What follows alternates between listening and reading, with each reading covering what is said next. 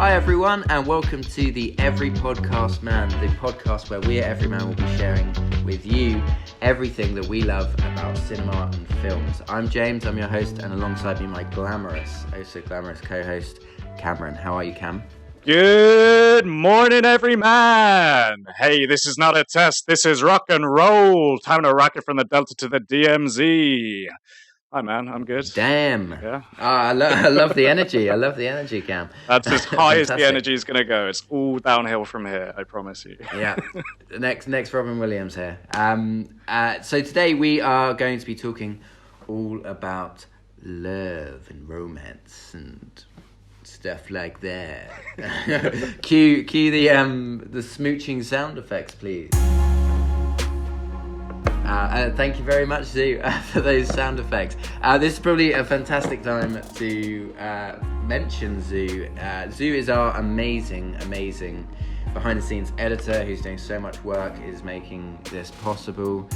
So thank you very much, Zoo. Yes, thank you, much Zoo. Appreciated. Making us look real professional. And as I understand it, whatever we're talking about, she's going to put up on the screen.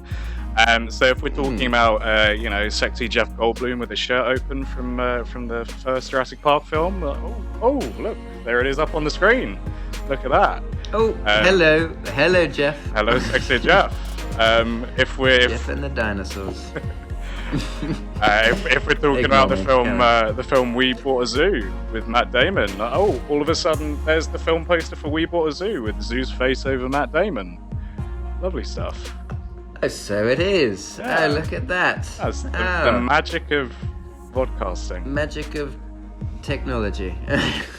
So we are going to be hearing from our colleagues across all the venues, across head office and everything, about their most memorable cinema dates. That could be anything from absolute disasters to wedding bells at the end. Who knows? It could be anything. And we're going to be leaving with some romantic recommendations to go off and enjoy. So first, let's get on with it. So we're going to be hearing from David, our lovely venue manager from one of our newest branches, Chelsea. Take it away, David. Hey James, my name's David and I'm the venue manager at Everyman Chelsea, and we were lucky enough to host a very special engagement event where the guests made their own feature film and adverts and came in and surprised with the ring, and we were there ready waiting when she said yes, with champagne. So we toasted to them and then they stayed and watched their favourite film and we had some food and drink and it was really nice. And that is my tale about love. Oh, that's so lovely to hear, isn't it, Cam? Oh, so lovely. Fun fact, the film they decided to watch after all that was Texas Chainsaw Massacre. Oh, yeah. Fantastic. What a great choice. I actually I heard it was The Ring. Lovely stuff. Lovely stuff indeed. Yeah, very apt, I think, with the ring being involved. But so lovely that we can facilitate such romantic events. Absolutely. We're happy to do it, We bring that vibe. So next we're going to be hearing from Adam, who is duty manager in Esher, who we work very closely with. Isn't that right? Hello, Adam. Hello, Adam. Take it away, Adam. So my friend went on a first date to the cinema to see Suicide Squad, and his date ended up dropping nacho cheese and nachos all over him and all over the couple in front of them. Yeah, it did not go well. She ended up leaving early, and a second date did not happen. Ooh, Adam, that sounds rough as hell. That does not sound like a good date whatsoever. Answer me this, James. Yes. Answer me this. Do you believe for a second that is Adam's friend that happened to and not Adam himself? Not 1 second. That was 100% Adam. 100%. Well, we know Adam. We know Adam down to a T. Adam. So, Adam, how could you How could you take a girl on a date to see Suicide Squad? How could you? Actually, yeah, that's the real tragedy. Isn't it just?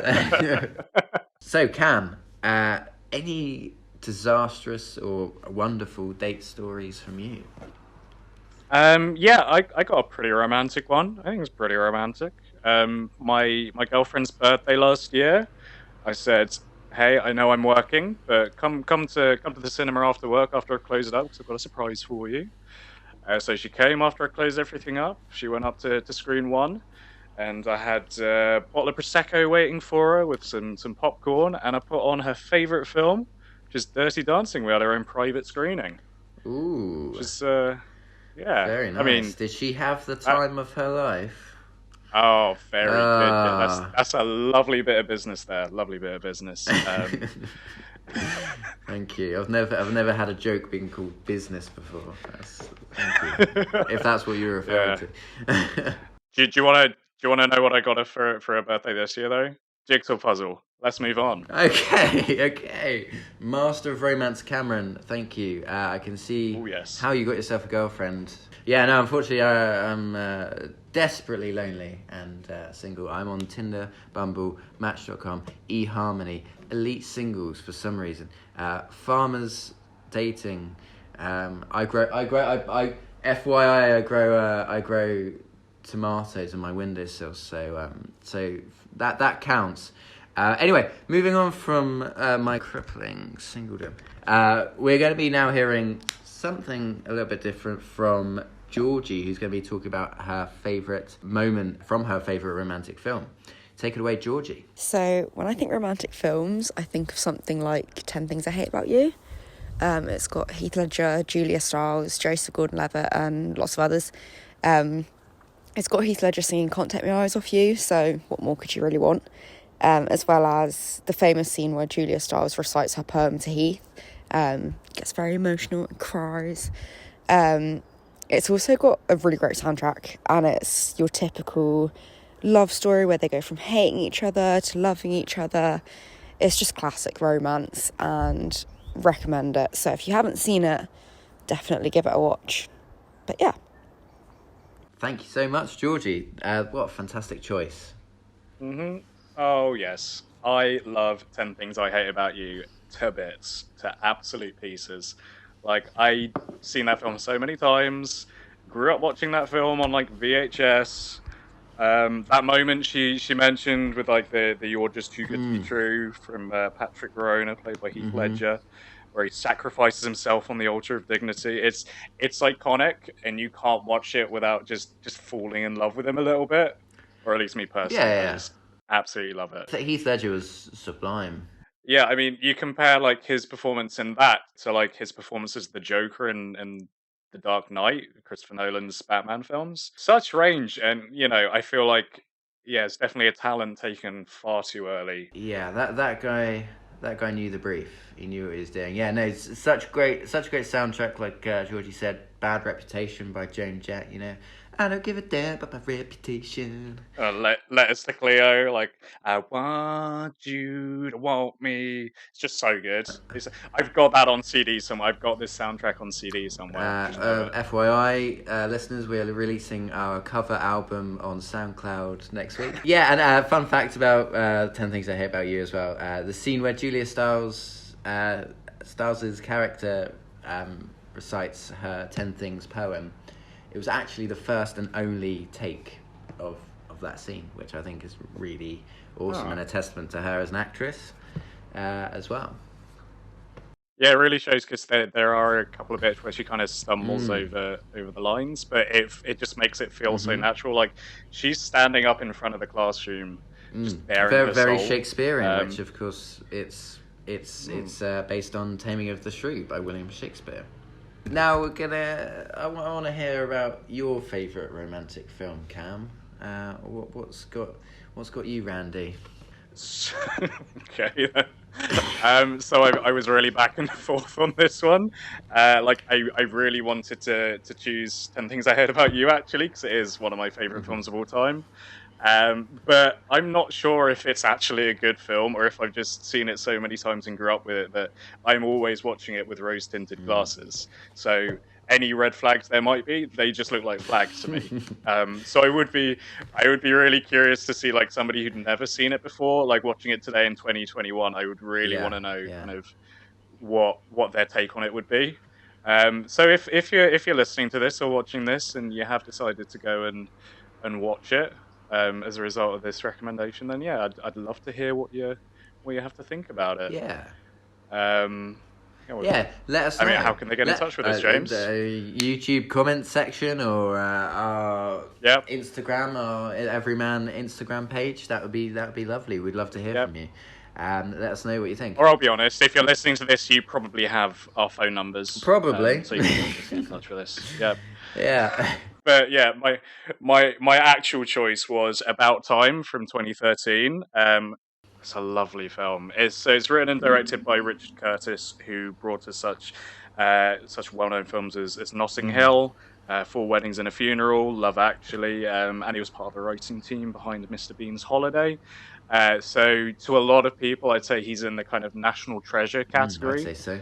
Of writers. So yeah, the film itself, it follows Tim, played by Domhnall Gleeson, on his 21st birthday, as he finds out from his dad, played by Bill Nighy, that the men in their family can travel through time to any point in their lives. And what follows, it isn't some sort of high concept sci-fi romp, but rather like one of the most touching, heartbreaking, bittersweet, but ultimately joyful films that I've seen in a very long time. So down to earth for a sci-fi film, isn't it? I mean...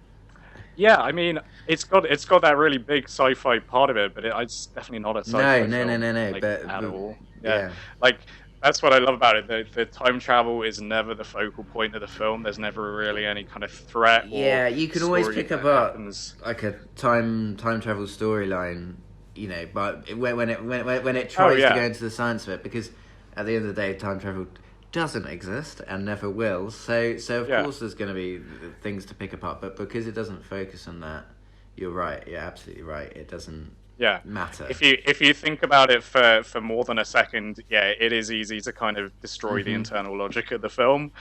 But at no point during watching it did I want to. No. Like I was just engrossed in the relationships, and that's what it does so well. It's unlike a traditional rom-com. It doesn't just have the kind of the main love interest relationship. There is the love interest played by Rachel McAdams, which is I love. Her and Domhnall Gleeson's chemistry is it's really fun to watch. But really, there's so many relationships, like him and his father, him and his sister, him and his friends, and the rest of his family. So it doesn't just stop at that kind of one rom-com trope, which I think really sets it leaves you with apart. such a message of having a zest for life, doesn't it? I mean, there's that quote, isn't there? Yeah, so it's not just about love; it's about like love of life itself. Like it's about trying to live every day as if you've deliberately come back to this one day to enjoy it, as if it was the full final day of your extraordinary, ordinary life. Beautiful. Thank you very much, Cam. So mine is sort of taking a bit more of a dramatic take on romantic films. It's a film called Carol, which stars Rooney Mara and Cate Blanchett. It's an adaptation of Patricia Highsmith's novel Price of Salt. It's set in 1950s New York, and it is beautiful. It is beautifully set in that time. The soundtrack is fantastic. The costumes, the set it's all phenomenal. It just sets the scene perfectly. And the scene is, so there's these two women, Therese, played by Rooney Mara, and Carol, played by Cate Blanchett, who instantly become sort of mesmerised with each other when they first see each other. They sort of see each other from across the room, sort of thing. And there's so much that's sort of said in so many scenes without saying anything at all, if you know what I mean. The subtext has subtext. Oh, absolutely. Like, and that's sort of really what makes the film sing, is the performances and how much they are able to say without saying anything. Because there are so many scenes like that which sort of have that unspoken thing going on, and it's just a testament to the performances, which were just incredible. And it also sort of echoes the sort of feeling of what a relationship like that would have been like in 1950s America. A lot of sort of unsaid and secretive things going on, which a lot of stolen glances. Absolutely. Fun fact about this film, before we all finish up now. During the awards season, funnily enough, Rooney Mara was nominated for Best Supporting Actress, and Cate Blanchett was nominated for Best Lead Actress. And Cate Blanchett was actually in the film for 6 minutes fewer than Rooney Mara, who was in it for 71 minutes.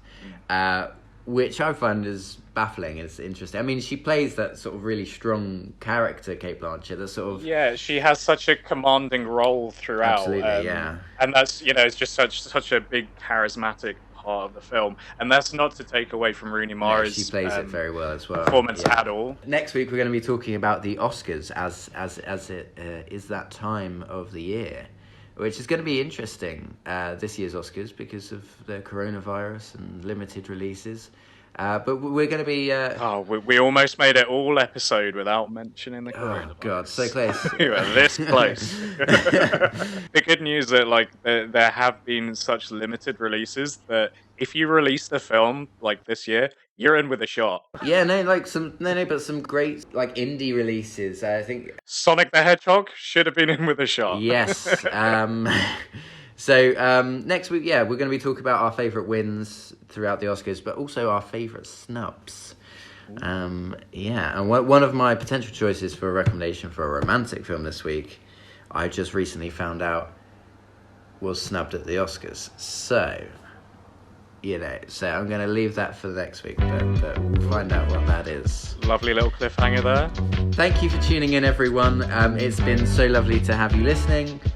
We'll see you next week. Take care, guys, and stay safe. Bye now. Bye.